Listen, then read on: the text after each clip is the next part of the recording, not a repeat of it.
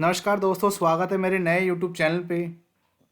आज का टॉपिक है foreign currency transaction. Foreign currency transaction मतलब फॉरेन करेंसी में एंट्रीज करना एसएपी के अंदर। एंट्रीज तो करना, बट क्यों करना? जब भी हम कोई प्रोडक्ट, अपने प्रोडक्ट को सेल करते हैं आउट ऑफ इंडिया, या फिर किसी दूसरे देश से सामान मंगवाते हैं अपने लिए, तब हमें एंट्री उनकी ही करेंसी में करनी पड़ती है। उससे क्या होता है, उसके पास ये होता है कि हमारे पास रिकॉर्ड रहता है कि उसने और मैंने कितने में डील करी, और साथ ही साथ उसका जो अमाउंट था, तो इजिकल उसका जो जितने भी हमने डील करी, उस समय आईएनआर का जो रेट था वो कितना पड़ा। मतलब अगर मैं बात करूं, अगर मैं कोई एक चीज़ मंगाता हूं अमेरिका से, वो भी $1 की, तो एंट्री तो मैं यहाँ पे $1 में कर दूंगा, बट ये पता होना चाहिए कि वो $1 का जो अमाउंट है वो आईएनआर में कितना बन रहा है। तो आईएनआर में वो 85 या 86 बनता है। ठीक है, तो ये चीज़ थोड़ी सी ध्यान देनी है अगर आप एससीपी में आ रहे हो तो, क्योंकि वेरी नॉर्मल है कि एससीपी में अगर आपको आना है तो फॉरेन करेंसी के बारे में पता होना चाहिए, क्योंकि बिजनेस जो हम कर रहे हैं वो एक्सपोर्ट करेंगे तभी हमारा बढ़ पाएगा। एक्सपोर्ट अगर हम करेंगे तभी हमारा बिजनेस बढ़ेगा, हमारी ग्रोथ बढ़ेगी। तो हमें एंट्री जो है वो डिफरेंट करेंसी में रखनी पड़ेगी, यूरोप में, यूएसडी में, ब्रिटिश वाली में, ग्रेट ब्रिटिश एक करेंसी है उसमें रखनी पड़ेगी। ठीक है, जिससे क्या होगा कि हम पे डबल डबल इंफॉर्मेशन रहेगी कि भैया हमने बिजनेस जो किया था वो इतने यूएसडी में किया था, और उसका जो उस टाइम जो रेट था वो इतना था, 85 या 86, और आईएनआर में इतना बन रहा है। तो अब क्वेश्चन ये बनेगा कि क्या ऋषभ, हमें क्या दो दो एंट्री करनी पड़ेगी? नहीं, एससीपी में एक एंट्री करनी होती है। वो जो फॉरेन करेंसी की जो भी करेंसी होगी उसमें हमें एक एंट्री करनी पड़ेगी, आईएनआर की एंट्री अपने आप बन जाएगी, वहाँ पे कोई दिक्कत की बात नहीं है। उसकी कन्फिगरेशन कैसे करते हैं? उसकी कन्फिगरेशन करने के 3 स्टेप, पर 3 स्टेप से पहले आपको बता देता हूँ कि एक्सपोर्ट के लिए जी, इंपोर्ट के लिए बी, और एवरेज एवरेज रेट निकालने के लिए एम। मतलब एक्सपोर्ट कर रहे हैं तो उसका रेट जी होगा, उसका जो टाइप होगा वो जी होगा, अगर हम इंपोर्ट कर रहे हैं तो उसका टाइप बी होगा, और अगर हम एवरेज निकाल रहे हैं तो उसका टाइप हमारा एम होने वाला है। ये चीज़ बनी होनी चाहिए एसपी के अंदर। चेक कर लेते हैं कि बना है नहीं बना है। तो OB-A7 टी कोड है, नहीं OB-A7 नहीं है, OB-08 टी कोड है। ठीक है, एक मिनट मैं इसको ठीक कर देता हूँ। OB-07 हमारा टी कोड है, इसको जाएंगे चेक करेंगे, बी बन रखा है और जी बन रखा है और एम बन रखा है। अगर ये बने हैं तो ठीक है, नहीं बने हैं तो फटाफट इसको बना के कॉपी करके सेव कर देना। ठीक है, नेक्स्ट रेशियो।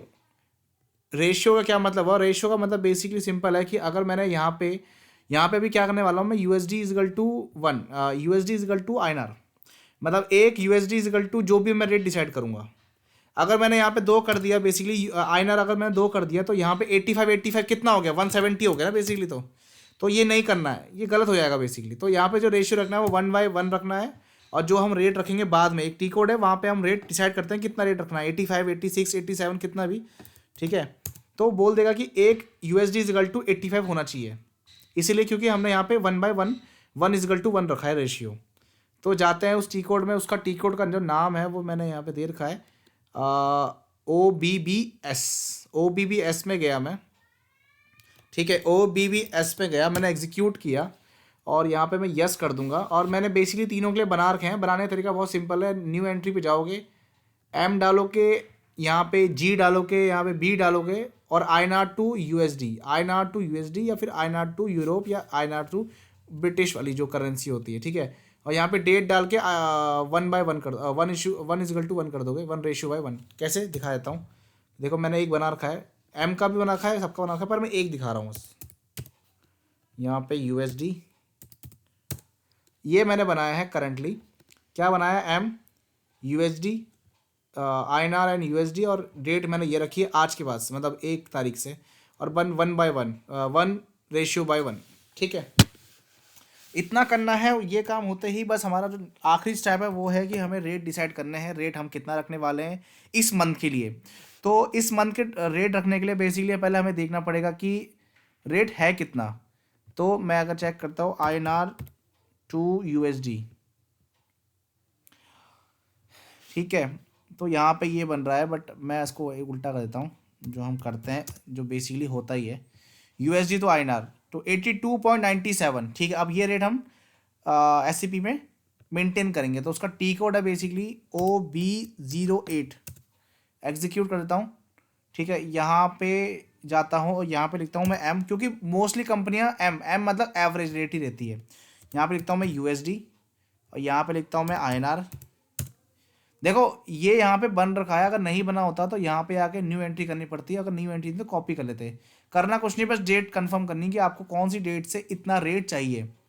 यहाँ पे लिखा है कि USD, यहाँ पे लिखा है INR, तो इसलिए मैं INR का रेट यहाँ पे चेंज कर रहा हूँ। यहाँ पे जो रेट है देखो, ये वैसे ये USD वाला है, और USD का जो रेट चल रहा है अभी चल रहा है 82.97, तो यहाँ पे मैं लिख देता हूँ 82.97, ठीक है। ये कर दिया, और ये कब से वैलिड होगा? 8 तारीख से, मतलब 8 तारीख से पहले अगर एंट्री करने जाऊँगा तो ये रेट नहीं मिलेगा, रेट मिलेगा ये 85 वाला, ठीक है। और 8 तारीख के बाद कौन सा रेट चलेगा? 8 तारीख और 8 तारीख के बाद कौन सा रेट चलेगा? ये रेट चलेगा। तो मैं यहाँ पे एंटर करता हूँ और यहाँ पे मैं करता हूँ सेव। कर दिया मैंने सेव। अब चलता हूँ मैं एंट्री करता हूँ, उसकी जनरल एंट्री करता हूँ। जनरल एंट्री करने के लिए बेसिकली मैं अभी लेता हूँ वेंडर FB60 कर लेता हूँ, FB60 लूँगा, वेंडर डालूँगा, ठीक है। यहाँ पे मैं अपना USD लिख देता हूँ, ठीक है। और कैसे चेक करेंगे? इसी आप बोलोगे कि भाई मुझे यहीं चेक करना है कि मेरा रेट क्या है, नहीं तो मेरी एंट्री गलत हो जाएगी। तो मैं रेट दिखाता हूँ कहाँ पे चेक करते हैं हम, ठीक है। यहाँ पे इतना हमने कर दिया, ठीक है। यहाँ पे टेस्टिंग डाल दी, एंटर करके देख लेते हैं कुछ दिक्कत तो नहीं है। अच्छा दिक्कत यहाँ भी है, ठीक है। उसके बाद एंटर करते हैं, कोई दिक्कत नहीं है।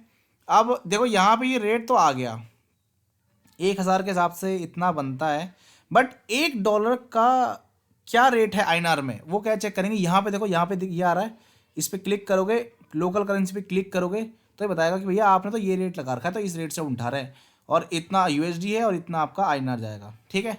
ये करेक्ट है। सिमुलेट कर लो, सिमुलेट में आ रहा है ये, बिल्कुल कोई दिक्कत तो नहीं है, ठीक है।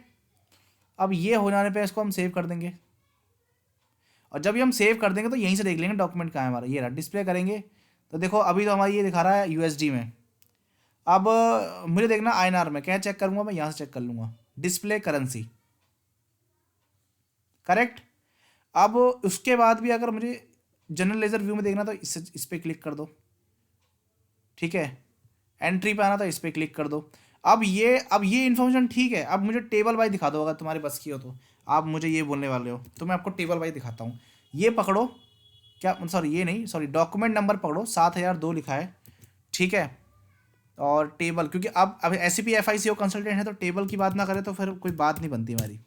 SE16H टेबल याद रखो, टी कोड याद रखो, SE16H लेटेस्ट टी कोड है इस टाइम का, 2023 और 24 का।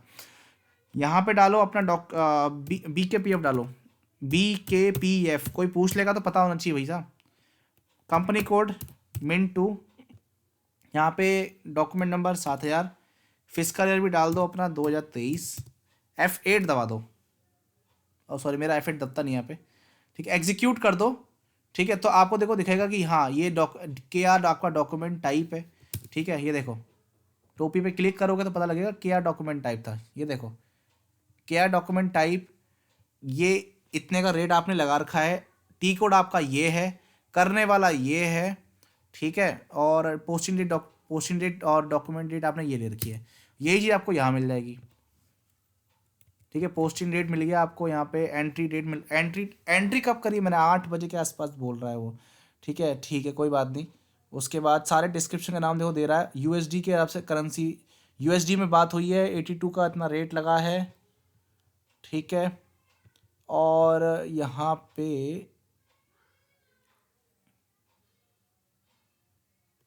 ये देखो एक्सचेंज रेट टाइप क्या लगा है? M लगा है, जो मैंने कहा ना एवरेज, ज़्यादातर लोग एवरेज लेते हैं तो वो ले रखा है, ठीक है। तो ये चीज़ आपको क्लियर होगी। तो आज की वीडियो में आपको ये बताया कि बेसिकली अगर मुझे कोई एंट्री करनी हो डिफरेंट करेंसी में कैसे करना है, कैसे चेक करना है, और कैसे टेबल में चेक करना है, क्योंकि ऐसे भी कंसल्टेंट होने के बावजूद अगर आपको टेबल की इन्फॉर्मेशन नहीं है तो ये बहुत गलत बात है, आप मोस्टली रिजेक्शन पा सकते हो इंटरव्यूज़ में, ठीक है। तो thank you so much. Next video में मैं लाऊंगा कि फॉरेन करेंसी के अगले स्टेप्स क्या होते हैं इसके बाद, कि कैसे हम मंथ एंड में चेक करते हैं कितना लॉस हुआ, कितना फ़ायदा हुआ, फॉरेक्स का हिसाब क्या होता है। ठीक है, तो आई होप आपको वीडियो अच्छी लगी। अगर वीडियो अच्छी लगी तो एक बार लाइक कर दो और कमेंट कर दो कि अगर कुछ मिसिंग रह गया हो, और अगर कुछ सही हो या गलत हो, जो भी हो, आप मुझे बस एक बार कमेंट कर दो, ठीक है, जिससे मुझे आइडिया मिल जाता है कि क्या आपको ये वीडियो यूज़फुल हो रही है नहीं हो रही है। तो ठीक है, धन्यवाद।